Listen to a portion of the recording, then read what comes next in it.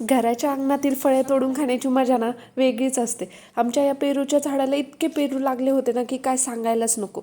जे जे तयार झाले होते ते इथं मी तोडून घेतले. अजून बरीच झाडं आहे माझ्या माहेरच्या अंगणामध्ये. हे आहे कारल्याचं वेल. इतके कारले ह्याचे येऊन गेले की आता खाण्याचा कंटाळा येतो. इथं आहे ही मिरचीची रोपं ज्याला इतक्या साऱ्या मिरच्या लागल्या होत्या.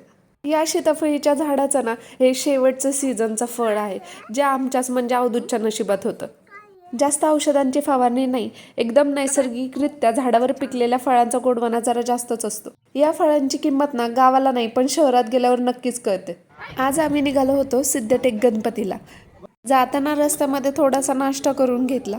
गर्दी अजिबातच नव्हती, पटकन दर्शन करून घेतलं. घरी येताना रात्र झाली होती म्हणून बाहेरच जेवण करायला गेलो होतो. आता अवधूतला पण ना बाबा जशी ऑर्डर देतात तशी ह्याला पण ऑर्डर द्यायची असते. असा होता आजचा माझा दिवस. चला परत भेटूया, तोपर्यंत बाय.